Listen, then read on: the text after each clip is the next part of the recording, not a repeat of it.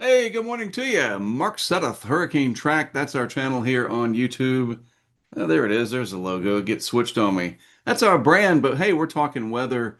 Hurricane's part of weather. It is now Wednesday, the 14th of January, 2026. So very excited that you tuned in today. First, as I do a little banter here to give people time to log on, I want to thank everybody for making yesterday's show the biggest one that we have had to date. Already over 450 something views. And I realize that doesn't mean that people sat through the entire hour, but it was the biggest live in terms of concurrent viewers. I don't remember the exact numbers. Again, the numbers are not the point. I would do this even if it's just a handful of people watching, but it shows that people are getting more interested, and we certainly appreciate that. And hopefully, you will find this to be interesting and informative and educational and help you be more aware of weather, especially when there is something really big coming. And we have a lot to talk about related to that when it does happen. And we're getting close. Today's episode, we're going to finally have one of those algorithm generating, something that kicks the algorithm into high gear because of yesterday's 18Z GFS. We'll talk about that and much more. All right, so CJ and Jen, they will be joining me around the bottom of the hour, and they're going to be in Southwest Florida in the area where Hurricanes Ian and Milton made landfall for our combo of checking in with Jen, talking about her tornado history research project and some of the improvements that have been made in the wake of these two devastating hurricanes for Southwest Florida. Those would be, of course, Hurricanes Ian and Hurricanes Milton. And yeah, that's about it. So let me jump in. I got to kind of hurry too, because we got a lot to talk about today. And I have, as they say in the business, a hard out around 11 o'clock or so Eastern time. Got stuff to do. So let's get on with it. There's the title card. Again, great to see everybody. I will be referencing the old chat here from time to time to see who all we have and see if you have any questions or whatnot. Oh, just off the top of mind here, good to see you, Jessica. Um, Down there in Georgia. I have had dinner with Jessica and her husband, Jessica and James. That's true, Jesse and James. Not kidding. Good to see everybody. So let's talk about the bullet points for today. Snow for Florida. No, this isn't clickbait. It's not hype. It is true. Not that I know there will be snow in Florida, but it is true that the models are starting to indicate when the Arctic front comes through that we could get some snow for parts of Florida. And yes, it is also true that the East Pac tropical system is a possibility. And then it's just model mayhem. And when I show you the 18ZGFS, if you haven't seen it from yesterday, I'm telling you, it is something else. And then revisiting Ian and Milton for our checking in with Jen today. Jen brought a guest, basically. She brought CJ with her, and they're down in Southwest Florida. We'll do that in just a little bit. All right, so there's our points for today. Now, my one of my favorite segments is the national high and low temperatures. And let me go full screen for a second here. Ladies and gentlemen, something has happened with the national high and low temperature segment, whatever, that is truly incredible. I didn't think that I would ever see it. I don't know how to explain it. It is like basically we've been talking about how boring things have been lately. That's literally been on some of my headlines. Boring weather. We don't have much to talk about. It's almost like the weather said, "Oh, okay, Mark, here you go." I mean, as if it's all about me, right? But we're going to make things exciting for you and quite a bit interesting. And here it is. Both of our national high and low temperatures let me get this telestrator working. Let's make sure. Yep, there we go. But I want to use a better color than that. So let's see, clear all the drawings. We'll use red, and I want it to do that little disappearing thing, but I don't know how to find it, so we'll deal with that later. Anyway, it's working great yesterday. The national high and low temperatures for yesterday are both in the same state, first of all, and only a few hundred miles apart. That's crazy. Like, I couldn't believe it when I saw it. I was looking it up. The National Weather Service Weather Prediction Center posts this info each evening, and there it was. I was like, okay, so Malibu, California, 84 degrees yesterday, And then just a few hundred miles away, like not much at all, really, Mammoth Lakes at -2. So that is really incredible. That's remarkable. And the -2, that's cold, but I could deal with that kind of cold. That's not really too big of a deal, if you ask me. So let's take a look at where these places are. Uh, get rid of the telestrator there. And Malibu, California, right there along the coast. Of course, around this time last year were the terrible fires that made their way all the way down to the beach down here. So it's going to be interesting when I drop the Google Street View to see what it looks like down that way. You have the Coastal Highway 1 right along the shoreline there. But Malibu, 84 degrees yesterday for our national high. We will kill the municipality part of it and drop our Google Street View person, and let's just go right there in the middle of Malibu proper and see what we got. So there it is. There's Malibu, California. Typical Southern California looking area. Why do I do this? You might be wondering. Well, part of it is to teach you some geography, and we can also learn a little bit about some what we call geomorphology, or how the landscape affects the weather. And that's not exactly what geomorphology means, but the geography and the geology, and then you kind of combine those, you get sort of geomorphology. How maybe like when we have our low temperatures, sometimes that's down in a bowl or a valley, just things like that.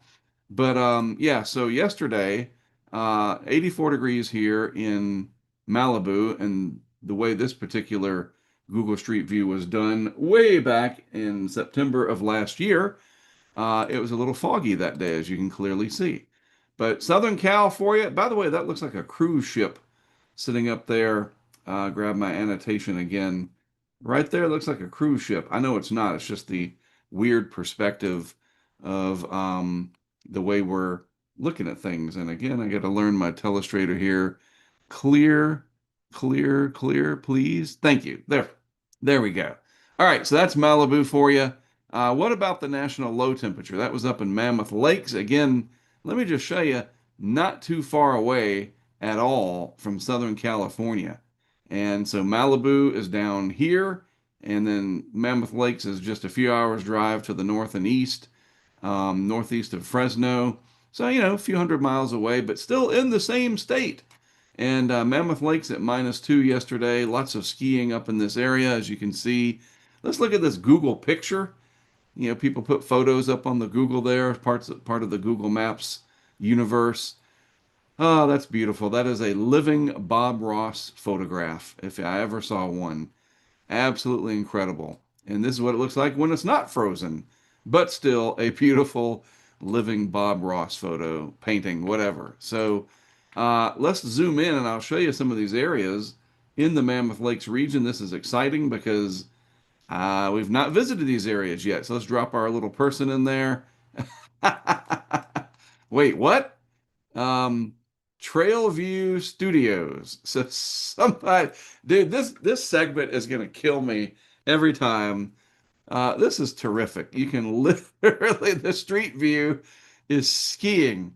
You have to be crapping me. I mean, dude, what a time to be alive, right? I was not expecting this. Hey, there's Bob. I'm just kidding. I wasn't expecting this. I really wasn't. This is not a setup. I didn't know where the Google Street View person would drop, but that is freaking awesome. -2 degrees for our national low temperature for yesterday, the 13th of January, Mammoth Lakes. All right, let's kill a couple of these tabs here to make room because I want to show you this. And this goes part and parcel with kind of what we were just addressing. How warm it was, the national high temperature and the national low temperature, and then the low was not that low, only -2. Kind of works into this tweet here from Colin McCarthy. December 2025 was the warmest December ever recorded for the Western United States.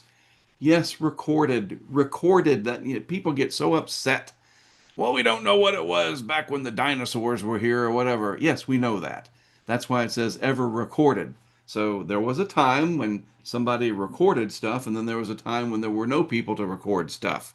So since the time there were people to record stuff, it has never been this warm. The statement is literally what it says. Already arguing with people that don't exist on the internet. But anyway, it was a staggering 8.4 degrees Fahrenheit above normal for the entire month, and that is more than 2 degrees Fahrenheit warmer than the previous hottest December on record, which was just last year. This is not normal. It's not good, and that kind of shows you, the national high 84, but that national low of -2, that's just not very cold, and that goes along with this. Colorado, not looking real good. The worst snowpack to date on record in Colorado. And this is Chris, and is that Bianchi or Bianchi? Anybody that follows us out in Colorado, let me know because I look at his tweets a lot. I'm assuming it's Bianchi, but it might be Bianchi. But anyway, he says, Mr. Chris does, Welp, it's officially Colorado's worst season to date snowpack on record, just a smidge below 1990, 2000, 2013, and 2018 levels. Records only date to 87, and that's important, the context here.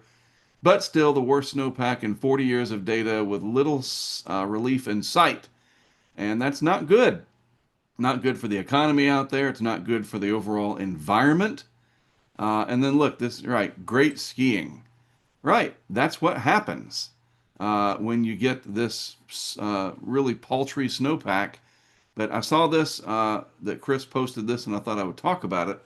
That it's been very, very warm out west, and it's had its consequences. And so we'll have to hope for a pattern change, but I don't see it coming. In fact, it looks like it's going to be very cold and more stormy in the east, which we will get to as we progress. All right, luckily, we are doing pretty good on time, 11 minutes after the top of the hour here. Good to see everybody. Just checking in on the chat. We need a last minute northwest trend for the I-85 corridor, Greenville to Charlotte, regarding the Sunday system. Exactly. We're going to talk about all of that and more. I thought Florida temperatures are crazy, but apparently not. Yep, an 86-degree difference in one single state. Excellent observations. Great to see everybody on our chat. Welcome. All right. So CJ has entered the waiting room. I will let him in, but hopefully he will keep everything. Yep, he's muted and camera off. He's smart. He knows. You ever do Zoom calls and you let whoever in and they're making breakfast or they're talking to their spouse and they're clanking pots? Oh, CJ, there you go. You gotta Hold on. No, no, it's not time yet. Just mute. I was just saying how you were gonna not do that. I just brought you in, but we're not quite ready yet, sir. All right. So that's what it looks like out west. How about the national scene? Again, fairly quiet overall. But, and let me see if we can get my telestrator. Let me just take a minute here.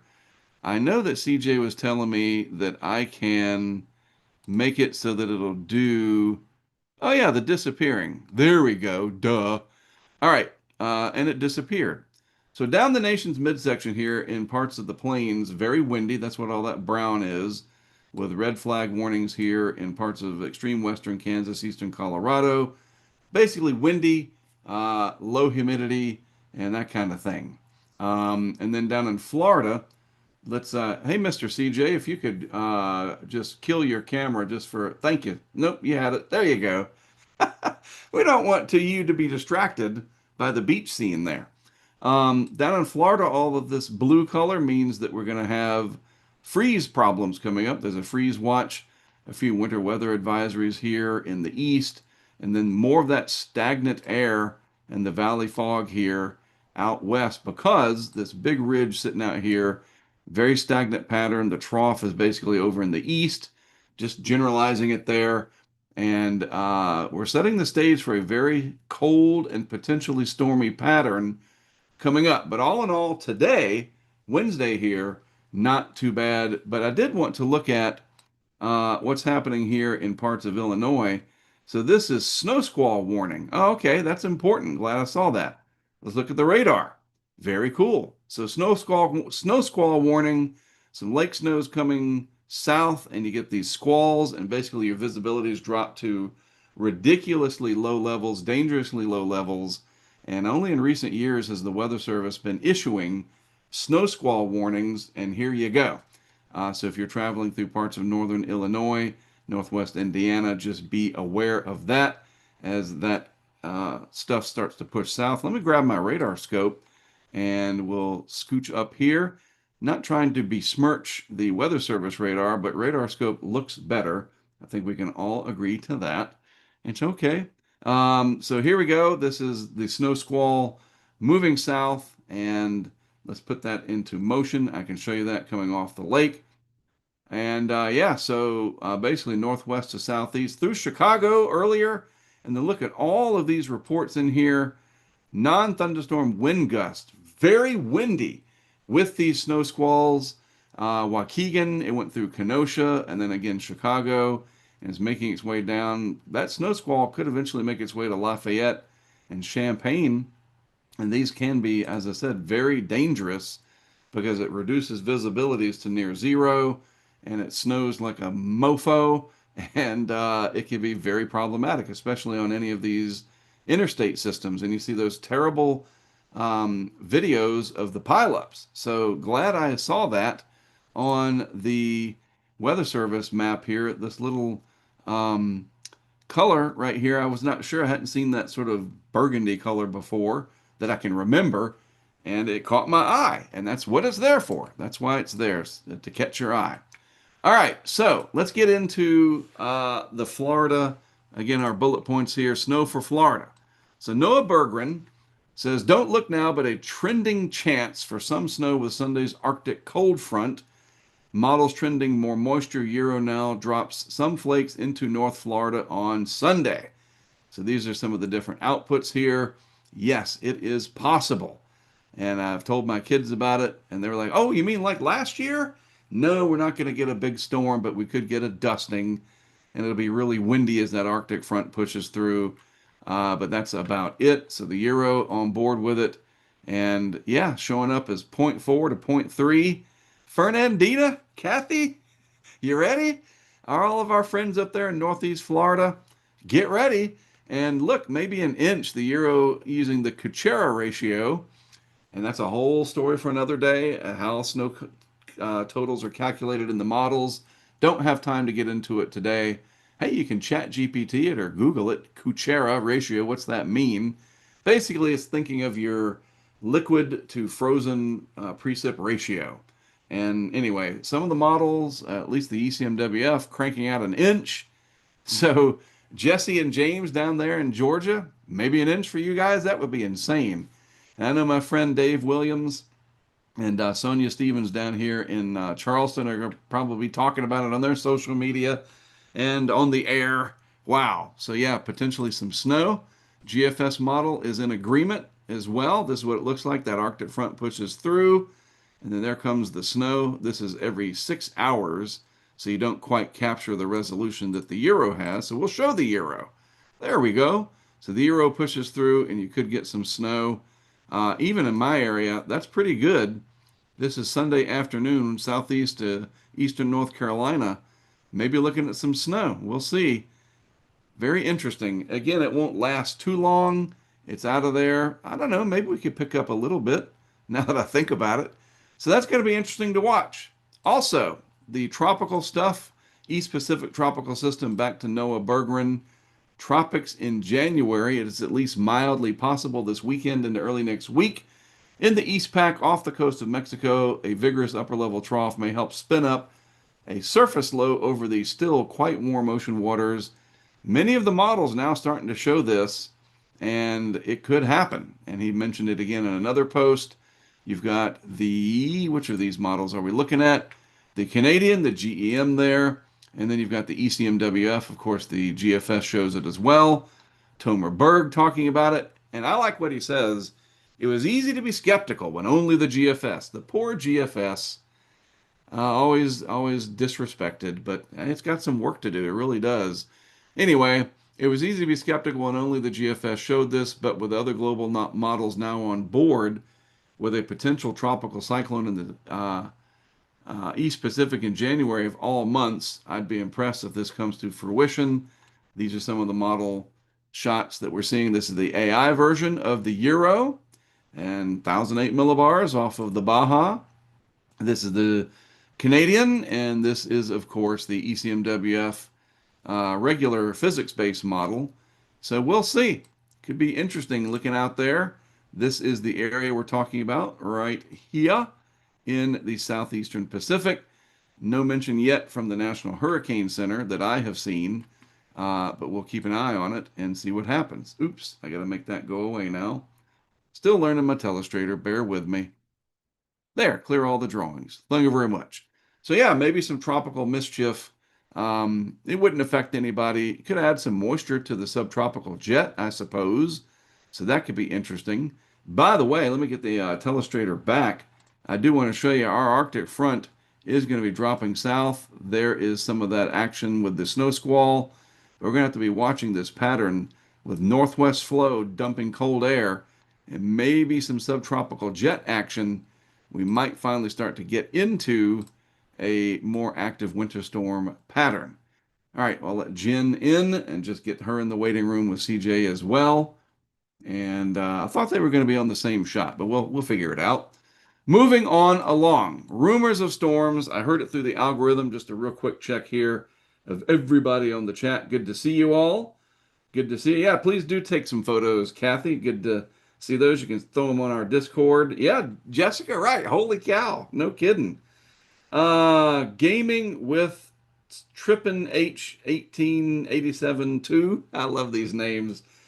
Speaking of tropics and East Pacific, there's a storm right now near the Philippines. I know it's not related, but the storm is called O1W, and it'll be named Ada by our agency. Actually, that is very relevant. I'm glad you brought it up. Let's jump in here and look at current storms. TD1, just east of the Philippines. Very good. See, interactive TV for you. I love that. Thanks for bringing that up, and good to have you watching our show. We are very much in touch with what goes on out in the Westpac. I was not paying much attention, so I'm glad you straightened me out. So here's the guidance and some of the other plots related to this system. More than likely going to do a lot of milling around out there. I mean, holy mackerel, look at that. This is the GEFS, the ensembles for the GFS. Not too intense, but possibly a big rainmaker for our friends out there in the Philippines, including this gaming. We'll just call you gaming, at gaming. So appreciate you bringing that up, and we'll keep an eye on that. All right. So yes, back to the rumors of storms. So this segment, and we do have quite a few new people today. Thank you for joining in. The algorithm. It dominates pretty much everything we do, especially politics, especially things that are negative and rage bait kind of stuff. But in weather, the algorithm gets tripped when people start posting these rumors of storms. They see a deterministic run of a model, and it could be hurricanes, it can be winter storms, a severe weather outbreak. But since we're in January, it's typically winter storms. And people will post things like not a forecast, just one run, so forth and so on. And it gets everybody talking. And in one sense, it's a good thing because it gets people to pay attention. On the other hand, there can often be very little context. And you see Facebook pages, such and such weather authority, whatever. You know, they go wild, and you get all these likes and shares, and it gets some in the meteorological community very worked up, sort of like gatekeepers. Nobody should be doing this. So I thought we would address it head on, not to burn people down or call people out or make fun of anybody. Oh, you don't know what you're talking about, whatever. But let's address it and see if it is possible. That is why my thumbnail that's on our YouTube live today says something like, could this happen? And it's a very relevant question because that's what people will ultimately ask. I saw this model run of so-and-so from such and such weather authority page on Facebook. Could this happen? And they start reaching out to people in the meteorological community. Could this actually happen? So I thought we would address it here ahead of time, so to speak, before it gets out of control. All right, so that's the segment. Rumors of storms. I heard it through the algorithm, and that's true. And here's what I'm talking about. This is yesterday's 18Z GFS, a deterministic numerical weather model. So it's not an ensemble forecast. It's one snapshot in time. And we get plots every 6 hours, and we move through, and all of a sudden, you notice as we get out beyond the 1 week time frame, which is right there, 168 hours, something insane happens. We get very deep Arctic air and quite the megastorm moving through parts of the Mississippi Valley and eventually into the east with a nasty ice storm. I mean, everything you could possibly want for bad weather happens. Severe weather probably on the south side of it, you name it, it's there. So that's the 18Z GFS from yesterday. If you go to the very next run, 0Z last night, poof, like magic, it's gone. Why? Why did that happen? Where did my storm go? Well, it's all about how the old butterfly effect, right? One little thing in the modeling in the whole pattern can throw everything else off. And just 6 hours later, during the major synoptic run of 0Z, that storm is gone. How about 6Z? Maybe it'll be back on the 6Z. A little bit. So there is a little bit of a suggestion now in the modeling that there could be something to watch for. So it's not just completely BS. We know we got cold air. We know there's the subtropical jet looks like it's going to get more active, so forth and so on. But we're not anywhere near this becoming an eventuality. Not yet. And definitely people are talking about it. And again, not criticizing people. You post what you want. That's fine. I think it's actually good that people talk about the weather as long as they don't lie about it, you know? And even if they are using it for clicks and likes and they're making some money off of it, great. Just don't lie. Don't deceive people. But again, who am I to say? I'm not a gatekeeper. Anyway, so this is what people are talking about. 18Z GFS delivering this beauty of a system on the 24th of January. If only this was real. Right, Stephen Jones knows. Yep. And here's another one. WeatherTrack US. 18Z GFS goes bonkers. There's 5 feet of snow for parts of Indiana. Yeah.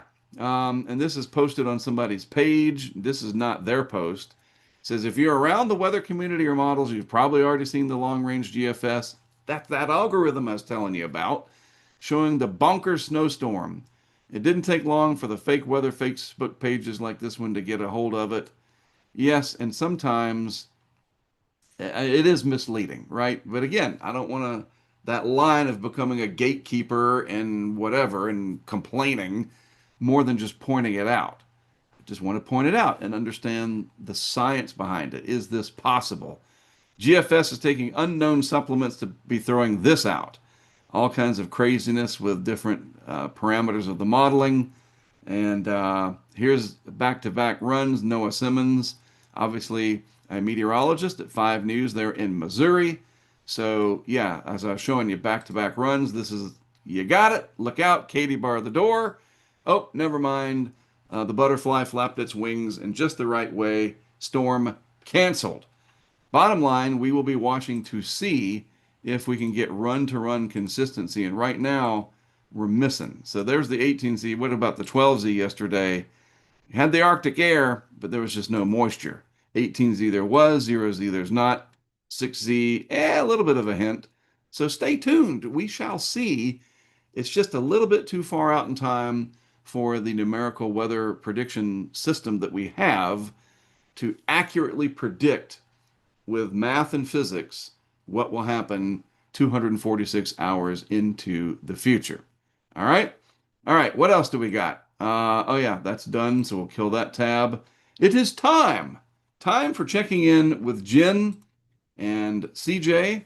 There they are. What do you Yes, think sir. about quite the storm in the models, right? Yeah, it definitely was. Can you hear us okay? Hear you and see you perfectly. Your setup has worked great. Great. Went over a lot of stuff very quickly here in 30 minutes to try to get All you good. two on. So let me explain why we do this segment real quick, especially. And by the way, just telling you two, because you've been a part of this, our largest live viewer count to date. Very excited about Awesome. that. And a Woo! huge thank you to Love everybody. I it. hope you tune into this regularly, especially when we get into really active weather. CJ and Jen both very versed in talking about severe weather, winter storms, Yep. even hurricanes. We got you covered. So really good to see everybody on here today. An honor to Absolutely. hopefully teach you something.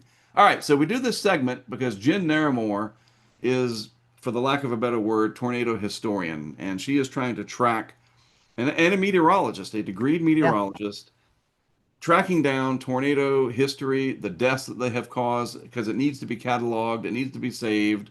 And she Yep. is in Florida for the next many weeks because Florida has a rich tornado history. But Yep. they also have a hurricane history that's equally, if not more, rich. And hurricanes Yeah. do spawn tornadoes. And CJ, of course, is a part of our team since all the way back in 2019. I almost said Yep. 1999, but when he was a baby, we had him. Yeah. Um, so you guys are where? So we're here in Sarasota County. We are at what we call as locals Middle Beach. So we're on Manasota Key, and this area is very significant for not just, and this is a nice tie into hurricane track, not just tornado history, but hurricane history. Yep. This beach here is one of my personal favorite. It's the beach I go to. When I say I'm going to the beach, this is where I come.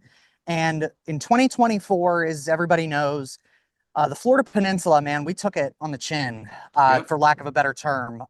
We had three Twice. hurricanes hit within the span of 2 months. And one of those storms, Hurricane Milton, as well as Hurricane Helene, especially as you get further up the coast. But Hurricane Milton did quite a number on this little barrier island. And Hmm. Mark, as you know, Florida's barrier islands serve a very important role. They protect our coastline. Right.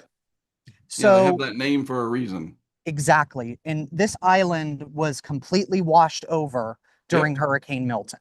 And Um, we didn't have a camera there, unfortunately. no, Nobody we did did. None not. of the up and coming camera placing people. There's lots of people doing it now. Right. Um, it was just one of those spots, that we just, and it was far south of the Yeah, eye and all it's, that. yep. And yeah, Manasota Key, absolutely incredible pictures that came Yeah. out there after Milton.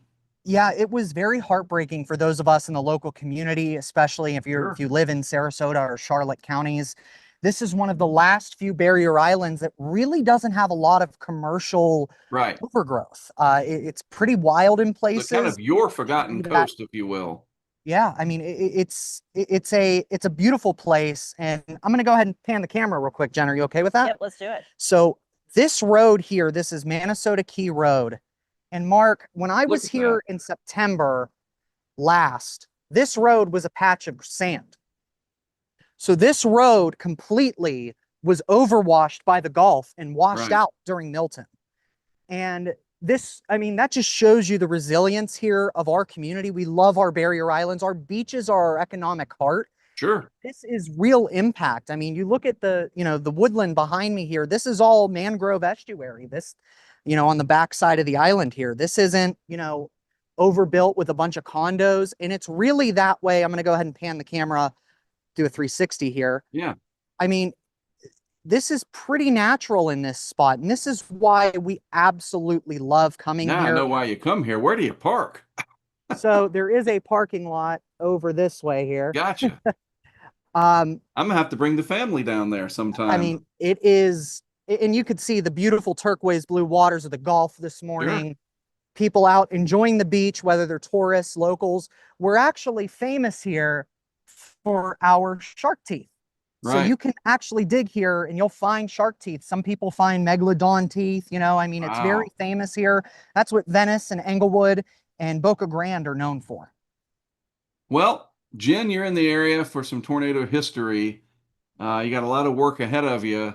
What's on the agenda for the next few weeks? And CJ will be helping you out with that. Obviously, tropical cyclones can produce tornadoes, especially in that right front quadrant. And Milton was quite the prolific tornado producer. Yeah. Will your studies be looking at any of the Milton tornadoes? I mean, there's only so much time in the day, and there's a lot of tornado history for you to cover. Yeah, absolutely. First of all, it's great to be here with CJ and hanging out. You've got an interest in not only hurricanes, but tornadoes, and so in tornado history. So we're going to, in a couple of weeks, we're going to be heading up to Tampa Bay area and looking at several events that occurred in Pinellas, Hillsborough, and also Polk counties.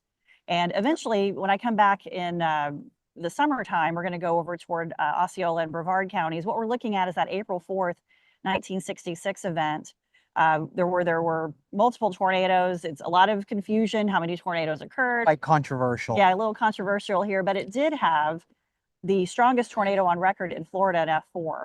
Yeah. And so we're going to look at the most deadly tornado, which did start in Clearwater and headed toward Lakeland area, and 11 people were killed. And so I've been making phone calls, setting up appointments to talk to people that witnessed the tornadoes Yeah. or have history, history museums, libraries, where we can get stuff that you can't find online. And that's the ultimate goal. But I did do a little search this morning here, Mark, on the tornadoes from Milton, because that was, remember this, you wake up and you're watching South Florida, you're going, wait a minute, those look like supercells in Kansas. Right. That's what it looked like I that will morning. never forget, because obviously our local news was very dedicated to where the core was coming in. But the video, I will never forget, one of the meteorologists live on air actually gasped and said, holy crap. Yeah. And they showed a picture of this giant wedge out near Lake Placid in Highlands County. My jaw dropped. I said, holy God, that looks like something, like you said, like you would see in Kansas. It was unbelievable. There we go. I pulled it up on the screen. Okay. A quick Google search of Yeah. multiple tornado warnings. It looked like a super outbreak. Yeah. Yes, it did. 46 confirmed tornadoes, at least 3 reaching EF3 intensity. This was the 4th such hurricane to do that, or the remnants of one that produced intense EF3 plus tornadoes. And tragically, there were 6 people that died. Over 30 were injured. And so this will certainly be an event that we will eventually go down and try to find out more information on. And it'll be all those type of events throughout the state that we're going to continue to track. But absolutely, our focus this trip is to get up into the Tampa Bay area. I'll tell you, Mark, I got a phone call from a woman who's up in the Clearwater area with the Clearwater Historical Society, and her dad was a teacher. The Clearwater F3 that occurred in 1978 killed 3 kids, and he was in a neighboring school, ran into the school that was hit and started rescuing kids. And she told me she was only, I think 5 when it happened. So she remembers the event, but mainly from her dad's point of view. He quit being a teacher.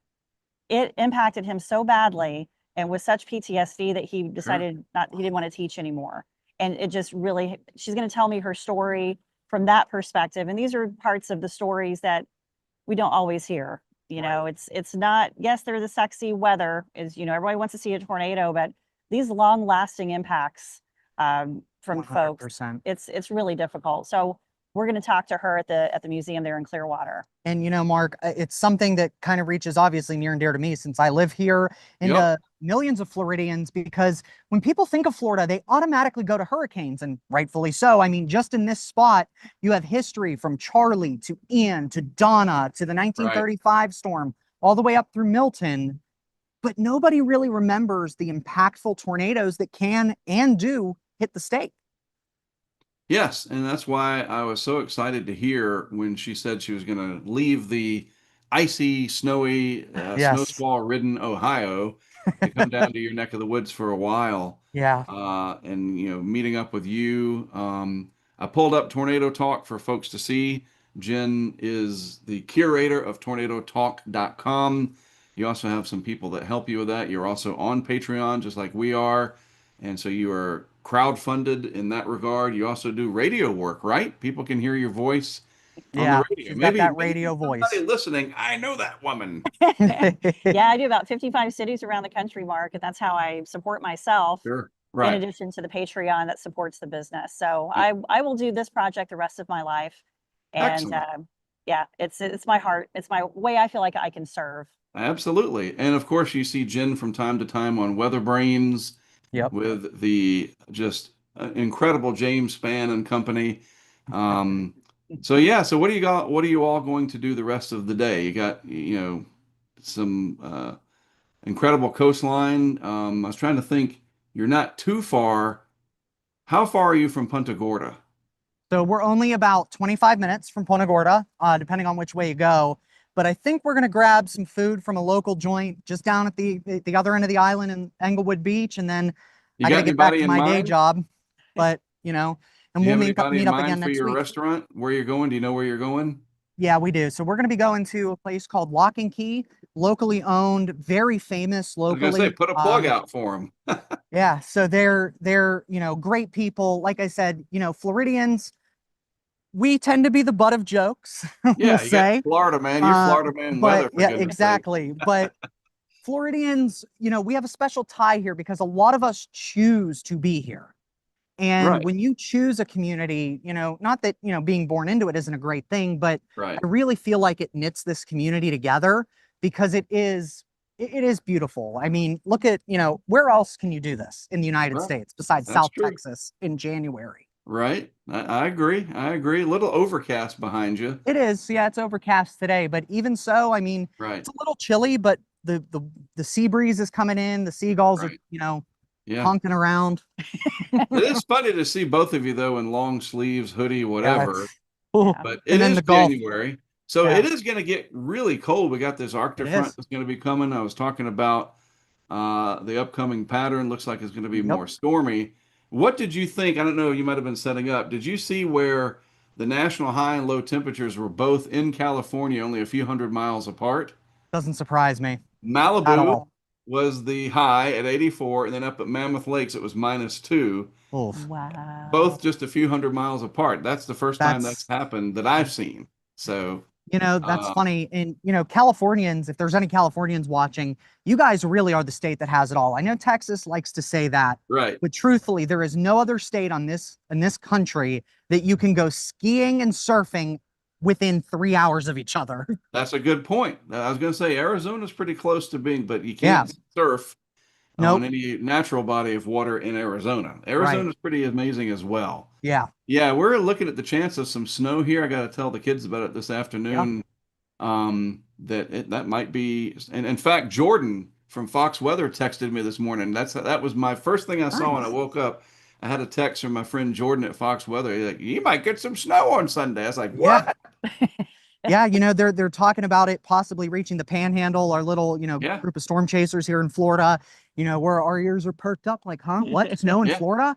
yeah. Obviously it's not gonna be nothing like last year, but Right. it's still But a rare snow is sight and snow, something right? very That's special. right. A change in the pattern is coming. Well, we're going to be heading into an El Nino. Yeah, That's all but done. That yeah, westerly wind burst that we talked about yesterday is going to send a lot of warm water eastward, and that's going to really help to ramp up the atmosphere as we get into March and April. yep, And, Jen, I think it was 1998 that there was a tornado or more than one from that 97, 98 El Nino that went through areas like Fruitland in Florida. That's right. Was yes. Our um, largest outbreak on record. Yeah. Gotcha. Night of the Twisters. Yep, Night of the Yeah. Twisters. And so these El Nino events, especially when you come out of one, but even at the beginning, that's going to be something to watch if you're in Florida. Been really absolutely. dry down there. It's the drought is a real problem, Yes, but the pattern might be changing to where we get more subtropical jet action and right, fronts coming through, and the drought could flip. Get some more wet weather, but with that comes the exactly. risk of severe weather as everything Yeah, starts to change with this possibly significant El Nino, yeah. something we'll be talking about quite often here on Talking Weather. Well, very cool. Anything else before I let you go and you can go and get you some lock and key? Is that what you called it? Yeah.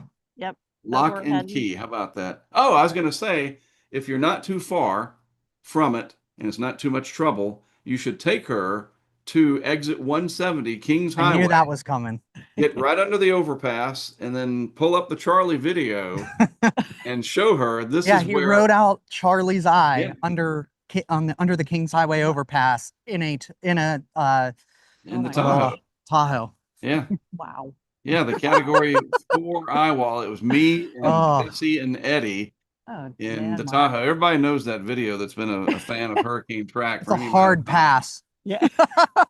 And that's where the expression "the F if I'm ever going to do this again" came to be. And Yep, we I can't. and literally that's when the remote camera project was Yep. born, right there. All right, we got to figure out a Speaking better of way to which, do Mark, this. before I let you go, you just reminded me Yeah. right over there somewhere. It's one of the poles that we put that that camera Yeah. on. So we have had a camera here before. That's right. There's your tie into hurricane track. Yeah, so that was Elsa in Yes, 2021. that's it. Yeah. And Marcel set something up, or no, Marcel helped you. Yep. Me and Yeah, Marcel came down. We met I've up got off pictures of that in the I-75. archive. Yeah. We met up off I-75, drove down here and set up that cam. You know, it's a great Everybody spot. remembers Elsa from 2021. Yeah. Oh, Right. yes. Well, very good. Well, I appreciate you two doing this. Good to check in with you. Absolutely. Jen, you got a lot of stuff ahead of you there in We the do. Sunshine State. Yep. But at least the weather will be pretty nice generally down there, and you can escape all this mayhem that's going to be happening up north. And Yep. then we'll check in with you again next week. And CJ, hopefully I'll see you tomorrow. Yes, sir. Thanks. We'll Sounds see. right. I'm going to keep Thanks, going and guys. wrap things up here. Thanks, Mark. Thanks. See y'all. All right, so that's our checking in with Jen segment. And again, tornadotalk.com if you want to follow the work that she is doing. Also, as I said, she's on Weather Brains quite regularly and different radio stations that she does those weather reports that you might hear from time to time. And those two are going to have a fun day down there in Southwest Florida. I hope CJ does take her over to Kings Highway and Interstate 75, where we were way back in 2004 for Hurricane Charlie. All right, before I let you guys go, I want to show you this. My friends at Fox Weather have something really interesting coming up tonight. I'm just going to play this in the background. 8 p.m. Let's mute this so that it doesn't overpower my audio. So 8 p.m. tonight, this Thursday, or I'm sorry, tomorrow night, Thursday, not tonight, my fault. It is Thursday, so we'll talk about it again tomorrow too. You're going to have Ryan Hall. Everybody knows who that is. And I don't know why David isn't on the Twitter, but that's all right. So David is that Reimer, I guess, or Reamer. And then Ben Luna Weather, that is Ben Luna, who I got to talk to right here with Jen when they had this digital severe weather kind of conference thing in Tennessee recently. He is the owner and general manager of Tennessee Valley Media Group. And the four of them with James Spann, of course, everybody knows who that is. All of those folks are going to be on this really interesting show Thursday night on Fox Weather talking about the new era of, and it's not too new to us, right? We've all been doing this. We've been doing it since 2005, really. Streaming. You know, we don't watch legacy TV as much as we used to as a society. It's on your phone, it's on your Samsung TV or YouTube, whatever. And there are some big titans out there. That's right. And Ryan Hall, David, with Ben and James Spann, I'm sure they've got some incredible stories from the live stuff they do in the field to the studio work. I mean, folks, think about this. Mr. Beast, and I'm not a Mr. Beast fan. I'm not against him, but I know who it is. Visited Ryan Hall's studios and made a video about it. So like it is a big, big deal. You're watching us on streaming on YouTube. And I think it's really, really cool that Fox Weather is going to sort of shine a nice light on that and talk about it and have these people tell their stories and what is the future of all of this. In fact, if you think about Fox Weather, they were born 2021 in this digital era, right? A lot of their viewership comes from online. How many times have I watched them right on my phone, in the field, or my wife checks in with their forecast, etc. So, and look, they didn't pay me to say this. That is truth, absolute disclosure. I thought it was neat when I saw it, so I thought I'd make you guys aware of it. That's tomorrow night on Fox Weather. You can watch on YouTube free, their app, you name it. That really gets the point across, I think, as to what this future is with digital weather and streaming. All right. All right. So I think that's about it for today. Let me just drop back before we say goodbye and look at the chat. I just want to scroll back through and see if anybody had any questions. Yep. Scott 2726 says, "Wake up, subtropical jet." I think that's coming. I really do. Um, so yeah, gaming out there with Trip is going to be heading to bed. So I appreciate that you tuned in, and it is dark still in the Philippines, so that makes sense. Very cool, very cool. Well, I appreciate everybody tuning in again today.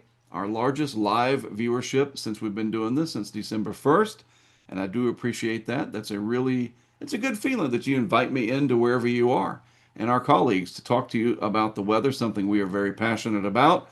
And once we do get into something that looks like it's going to be very impactful, we will spend a lot of time drilling down, unpacking things. We'll have different guests that come on to help us understand winter storms, severe weather, and of course, hurricanes, which is what we are grounded in. That's where we started. But after about 2014, we've really branched out to cover other weather events. And now through our Patreon, we're able to do even more. My relationship with Fox Weather also has allowed me to do more. And it's just really neat to be able to come into your, again, your office, your car, wherever you're watching, and talk to you about my favorite subject, and that is the weather. And along the way, I hope we learn something and keep each other safe. So that's about it from me for today. I will go back to this to exit, hopefully gracefully. From all of us at the Hurricane Track community, I am Mark Sudduth. This has been Talking Weather. We'll do it again tomorrow morning, 10 a.m. Eastern Time. Looking forward to seeing you then.